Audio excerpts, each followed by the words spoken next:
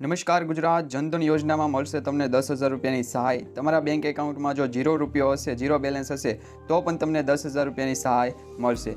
SBI bank એકાઉન્ટમાં જનધન યોજના અંતર્ગત દરેક મહિલાઓને છે એ મળી રહ્યા છે 10,000 રૂપિયા સુધીની સહાય। તો મિત્રો આ માહિતીમાં આપણે જાણવાના છીએ કે ગુજરાત રાજ્યની અંદર જનધન યોજના અંતર્ગત જે ખાતામાં બેલેન્સ નથી તો પણ તમને પૈસા આપવામાં આવશે। કેન્દ્ર સરકાર દ્વારા તમને 6 મહિના જૂનું ખાતું હશે તો તમને પૈસા આપવામાં આવશે।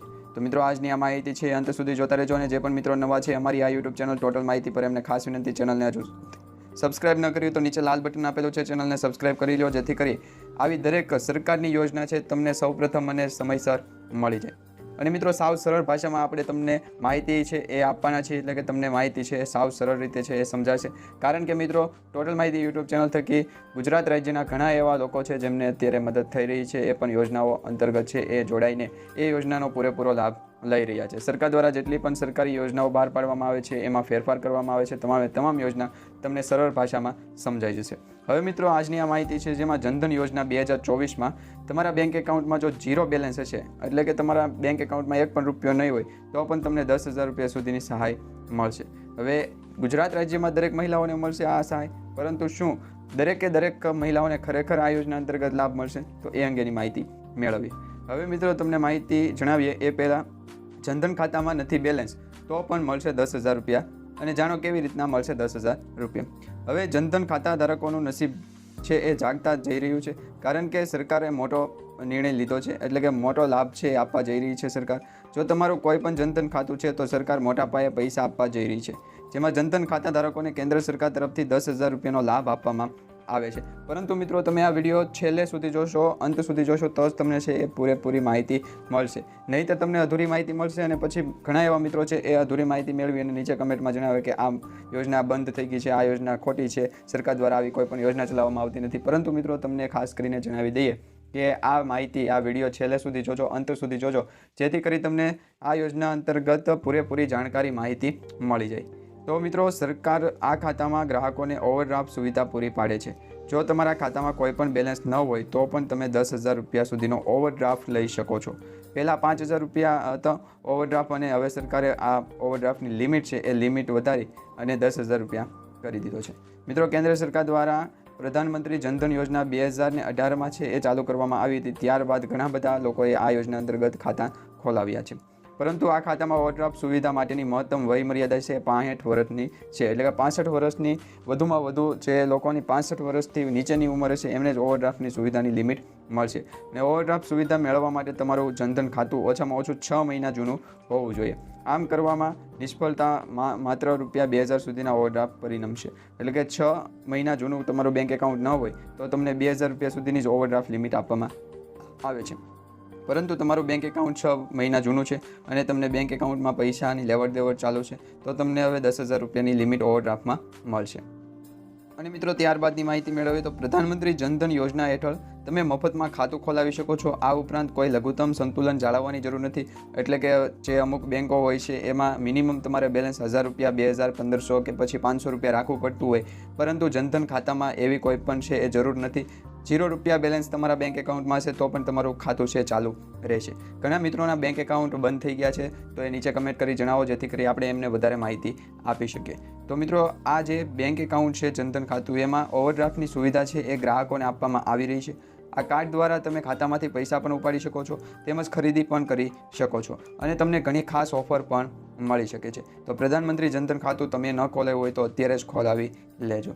હવે મિત્રો તમને વધારે માહિતી મેળવીએ તો પ્રધાનમંત્રી જનધન યોજનામાં કુલ 53.13 કરોડ ખાતા છે ખોલવામાં આવ્યા છે। 2018થી અત્યાર સુધીમાં 53 કરોડ જેટલા બેંક એકાઉન્ટ જનધન યોજના અંતર્ગત ખોલવામાં આવ્યા છે, જેમાં 2.31 લાખ કરોડની ડિપોઝિટ અત્યારે છે થઈ ગઈ છે। મહિલા ઉદ્યોગ સાહસિકને વેગ મળે તેવા પ્રયાસ છે આ જનધન યોજના થકી છે કરવામાં આવે છે।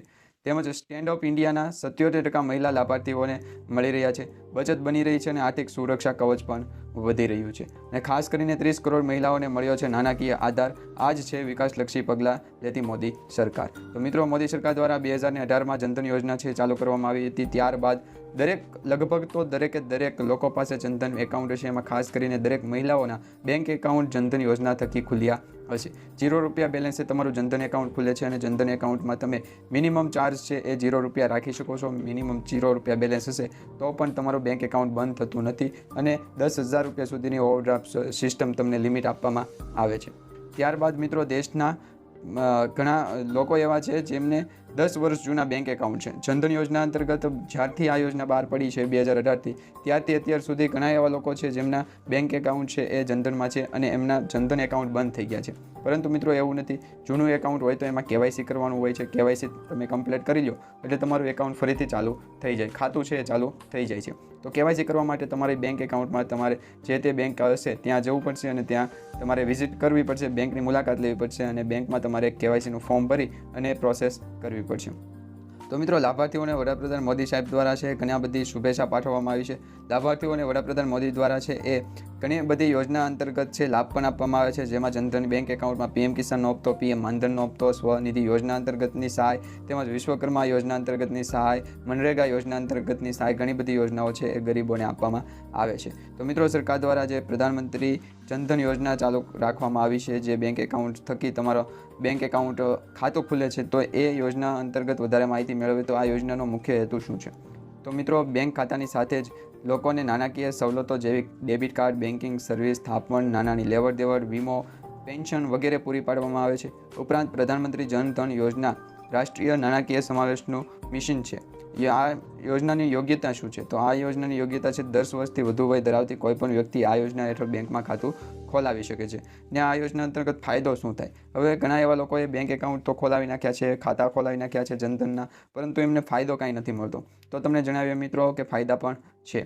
તો આ યોજના સાથે સંકળાયેલા લાભો નીચે મુજબ છે, જેમાં જમા રાશિ ઉપર વ્યાજ મળે છે. તમારા બેંક એકાઉન્ટમાં માની લો કે ₹2 લાખ સુધી જમા રકમ હશે તો તમને એ ₹2 લાખ વ્યાજ પણ મળશે. ₹1 લાખ દુર્ઘટના વીમા કવચ મળે છે. કોઈ ન્યૂનતમ બેલેન્સની જરૂર નથી. તેમ છતાંય રૂપે કાર્ડની મદદથી રકમ ઉપાડવા માટે થોડી રકમ જમા રાખવામાં આવે તો તમે છે એ રૂપે કાર્ડથી પૈસા પણ ઉપાડી શકો. અને મિત્રો, જે 30,000નું જીવન વીમા કવચ છે એ અંતર્ગત તમને માહિતી આપીએ તો 30,000ના જીવન વીમા કવચમાં છે એ તમને સરકાર દ્વારા દુર્ઘટના વીમામાં ₹1 લાખ અને જીવનનું વીમા કવચ એમાં 30,000 એટલે કુલ મળીને ₹1,30,000ની વીમા કવચ છે એ આપવામાં આવે છે, પોલિસી તમને આપવામાં આવે છે. ભારતભરમાં સહેલાઈથી રકમ ટ્રાન્સફર થઈ શકે છે. UPI તમે ટ્રાન્ઝેક્શન કરી શકો છો. અધરવાઇઝ તમે ગૂગલ પે, ફોનપે અને ઘણા બધા જે ટ્રાન્ઝેક્શનના એપ્લિકેશન છે, સોર્સિસ છે, માધ્યમ છે, એના થકી તમે ઘણા બધા એવા ટ્રાન્ઝેક્શન પણ કરી શકો છો, ઓનલાઈન પેમેન્ટ પણ કરી શકો છો અને ખાસ કરી UPI દ્વારા છે લેવડ દેવડ પણ કરી શકો છો. અને મિત્રો, સરકારી યોજનાઓના લાભાર્થીઓને તેમના આ ખાતામાં સીધી છે એ સહાય જમા કરી દેવામાં આવે છે. ઘણા મિત્રોએ PM કિસાન સન્માન નિધિ યોજના અંતર્ગત ફોર્મ ભરેલા છે, PM માનધન યોજના થકી ફોર્મ ભરેલા છે, સ્વરોજગારી અંગેના જે ફોર્મ ભરેલા છે, તેમજ ઘણી એવી સરકારી સહાય ઉજ્જવલા યોજના થકી ₹200ની સબસિડી મળે છે. આ તમામ સરકારી યોજનાઓના લાભ છે એ દરેક લાભ છે ડાયરેક્ટ બેંક એકાઉન્ટમાં જમા થઈ શકે છે. તો મિત્રો, 6 મહિના સુધી ખાતામાં સંતોષજનક લેવડ દેવડ કરો અને પછી ઓવરડ્રાફ્ટની સુવિધાનો લાભ લો. તમે બેંક એકાઉન્ટ ખોલાવ્યું છે તો એ બેંક એકાઉન્ટમાં 6 મહિના સુધી તમારે લેતી દેતી એટલે કે ટ્રાન્ઝેક્શન છે એ સરખા સમયસર કરવા પડશે. આ ટ્રાન્ઝેક્શન કર્યા છે ત્યારબાદ જ તમારી ઓવરડ્રાફ્ટની લિમિટ નક્કી કરવામાં આવશે અને એ પણ બેંક દ્વારા છે એ લિમિટ નક્કી કરવામાં આવે છે. તો બેંક દ્વારા તમને 6 મહિના પછી ₹10,000 સુધીની જે ઓવરડ્રાફ્ટની લિમિટ છે એ આપવામાં આવશે.